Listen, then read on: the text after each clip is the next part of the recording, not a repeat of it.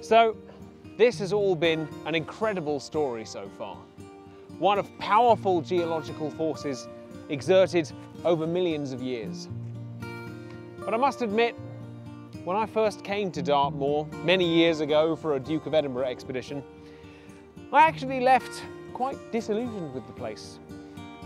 I didn't know the history, I hadn't seen the rivers, and the stark beauty of these tours and this landscape just wasn't something I appreciated at the time. It was only later, however, that I realised that this most famous and typical of Dartmoor landscapes is actually not the only kind of environment that the moor has to offer. In fact, far from it.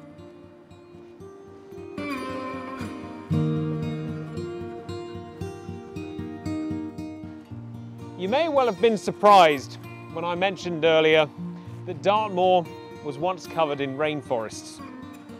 But I imagine not nearly as surprised as you will be when I tell you that there are actually still pockets of rainforest here today. And this is one of them. This is Blackator Copse, and the West Auckland River that we've been following comes down right alongside it. This is probably not what you picture when you think of your typical rainforest. There are no 60-metre high trees, swinging gibbons or poisonous tree frogs. And that's because this is a different kind of rainforest to the kind that you might find in the Amazon or Congo, and different still to the kind that would have once covered Dartmoor in those ancient days. This is a temperate rainforest, which is perfectly suited to the wet, mild conditions of Britain's Atlantic coast. And as a matter of fact, temperate rainforests like this are completely unique to uplands in Britain. This uniqueness means that these ancient oak woodlands like Blackator Copse and the famous Wistman's Woods are home to many rare plants, especially in the case of the lichens and mosses that you can see covering all the rocks around me like a spongy carpet. The rivers provide the perfect conditions for these mosses to survive because they're torrent rivers, meaning that they're quick to rise and fall with rainfall, so regularly dampen their surrounding area. Such conditions are not so good for aquatic plants, hence the phenomenally clear water, but the mosses are obviously thriving. Indeed, 133 different species of mosses and liverworts have been recorded just in this small pocket of woodland here, and it is the only major site in Britain where the lichen Bryoria smithii can be found. Alongside this abundance of plant life, the copse is also home to many different animals, including 20 species of breeding birds. Of course, with so much precious nature around, it's really important to tread lightly. But that doesn't mean that you can't still take in the incredible atmosphere of the place. An atmosphere summed up very well by prolific Dartmoor writer Eden Philpotts in The Port Reeve.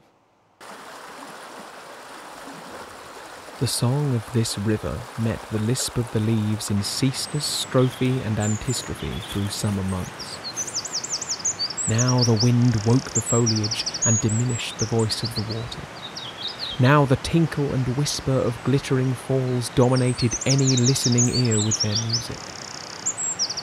Sometimes the trees slept, and not a leaf stirred. Sometimes their arboreal slumbers would suddenly be broken by a mighty clatter, when blue-winged wood doves clashed away from hiding places under the low boughs.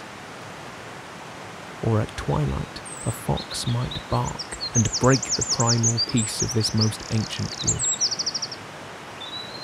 These, and countless lesser things, knew the place for home, but conscious creatures rarely haunted it. It's hard to believe it when you look at the soil of Dartmoor, so thin in most places that you can frequently see the bedrock poking through. But forest like this actually covered most of the moor after the end of the Ice Age. However, the increasing temperatures also brought more forest fires. And it was a combination of these and deforestation by ancient farmers that saw the clearance of most of the trees. And with no trees to hold the soil together, the increasing rainfall washed it away, leaving the stark moor that we know today. If not for these processes, it's quite possible that Dartmoor would still be wooded even now. But as it is, there are only 3 pockets of upland oak woodland left here of any significance, which is why each one is incredibly precious.